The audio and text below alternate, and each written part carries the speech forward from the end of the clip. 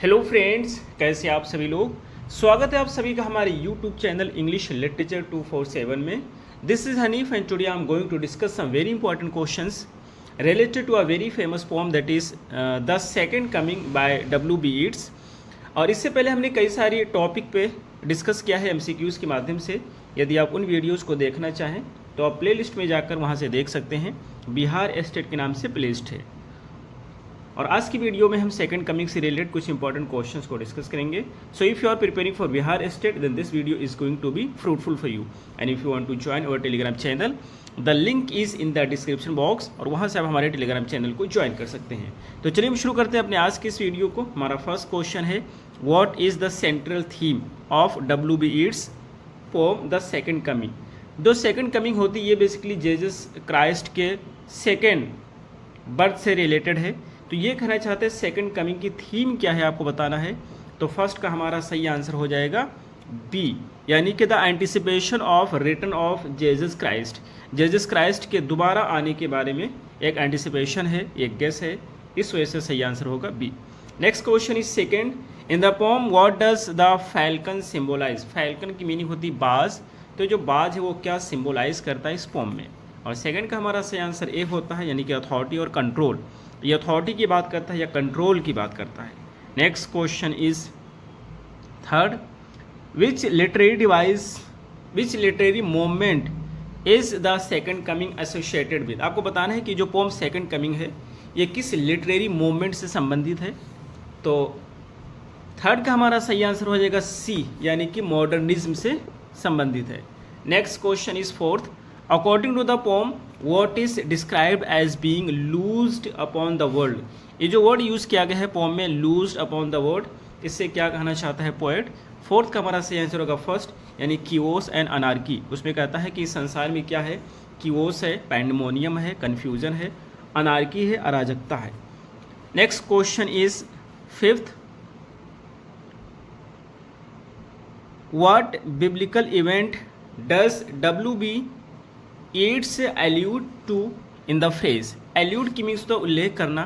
तो ये कहना चाहते हैं कौन सा बाइबल का इवेंट होता है जिसका ये उल्लेख करते हैं, जिसका ये जिक्र करते हैं अपनी इस पोएम में द सेकंड कमिंग में। 5 का हमारा सही आंसर होगा डी, यानी कि अपोक्लेप्स। अपोक्लेप्स की मीनिंग क्या होती है, God destroys the ruling power of the evil, यानी कि जो रूलिंग पावर ऑफ इविल होती है उसको गॉड डिस्ट्रॉय करता है, और उसी को बोलते हैं apocalypse. So D is the right answer. Next question is 6, what imagery is used to describe the approaching figure in the poem. Poem में जो अप्रोचिंग फिगर होता है उसको डिस्क्राइब करने के लिए कौन से इमेज का प्रयोग किया गया है। तो 6 का हमारा सही आंसर होगा डी, यानी कि मिस्टीरियस बीस्ट। एक बीस्ट होता है जो कि बहुत ही मिस्टीरियस टाइप का है, और उसी को डिस्क्राइब किया गया है अप्रोचिंग फिगर के आने को लेकर के। Next question is 7th, according to the poem what disturbs the speaker sight. Speaker जो होता है उसका जो दृश्य होता है, उसका जो साइट होता है, जो नज़ारा उसका होता है, कौन सी चीज़ उसको डिस्टर्ब कर देती है। तो 7 का हमारा सही आंसर होगा बी, यानी कि figure with a lion body and human head. एक फिगर होता है जिसकी जो बॉडी होती है लायन की होती है, और जो उसका हेड होता है ह्यूमन का होता है, और वही उसकी साइट को, उसकी दृश्य को डिस्टर्ब कर देता है। Next question is 8, how does the speaker describe the gauge of approaching figure. जो अप्रोचिंग फिगर होता है उसको गेज को, उसके नज़रिए को, उसके लुक को किस रूप में डिस्क्राइब करता है स्पीकर। तो 8 नंबर का सही आंसर होगा फर्स्ट, यानी कि जो भी आ रहा है, अच्छा यहाँ पे मून नहीं होगा, यहाँ पे सन होगा। जो मून यूज़ किया गया, मून के स्थान पे सन नोट करेंगे। ब्लैंक एंड पिटीलेस आइज, कहते हैं जो भी फिगर आ रहा है वो क्या है, ब्लैंक है, यानी कि एक्सप्रेशंस लेस है, और पिटीलेस है, उस तरीके से निर्दयी है जिस तरीके से रेगिस्तान का जो सन होता है निर्दयी होता है। Next question is 9, what does the speaker suggest about the figures origin. Figures के ओरिजिन के बारे में स्पीकर क्या सजेस्ट करता है। तो 9 का हमारा सही आंसर होगा डी, यानी कि it rises from depth of earth, ये ज़मीन की गहराई से निकलता है। Next question is 10, how does east describe the state of world in the pome. इस पोम में W.B. Yeats ने वर्ल्ड की स्टेट को किस रूप में डिस्क्राइब किया है, कैसे डिस्क्राइब किया है। तो 10th का हमारा सही आंसर होगा बी, यानी कि कीवोटिक एंड टर्बुलेंट। ये जो संसार है इसमें बहुत ही पैंडेमोनियम है, बहुत ही रकस है, और बहुत ही कन्फ्यूज़न है। Next question is 11th, what emotion does the speaker attribute to indignant desert bird. Indignant माने क्रोधित होता है, तो इसके लिए कौन सा इमोशन यूज़ किया गया है आपको बताना है। तो 11 नंबर का जो हमारा सही आंसर होगा वो बी होगा, बी यानी कि anger. Next question is 12, what does the speaker imply. Imply means होता है express about the future with the phrase.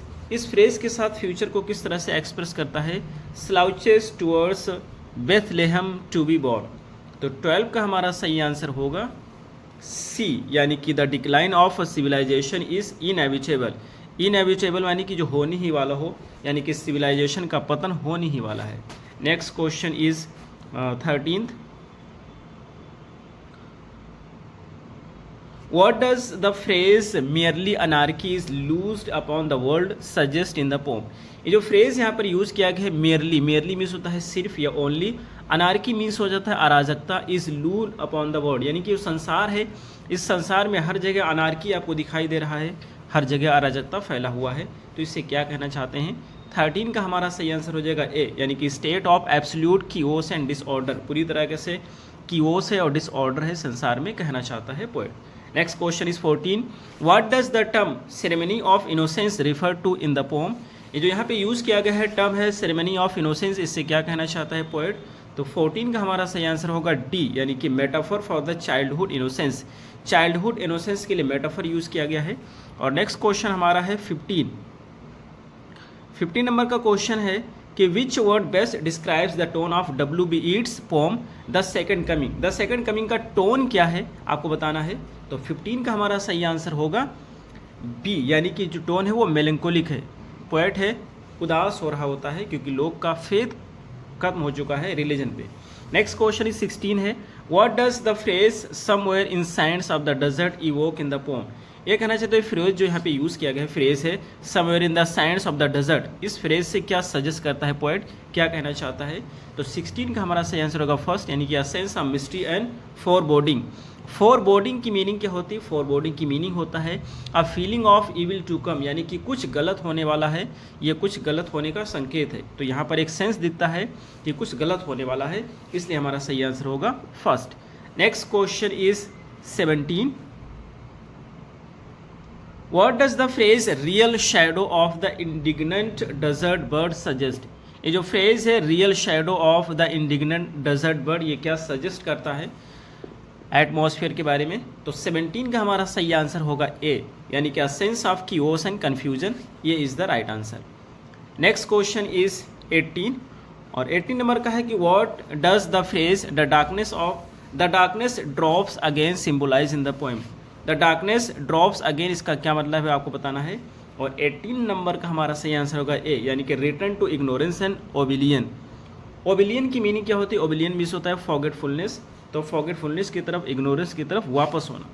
Next question is A is the right answer. Next question is 19 और 19 है आपको बताना है कि what does the phrase its hour come round at last. ये जो फ्रेज है इसका क्या मतलब है आपको बताना है। तो 19 का मतलब होता है, या 19 का आपका आंसर हो जाएगा first, it's inevitable destiny. Inevitable यानी कि जिस डेस्टिनी को रोका नहीं जा सके, उसके बारे में बात करते हैं।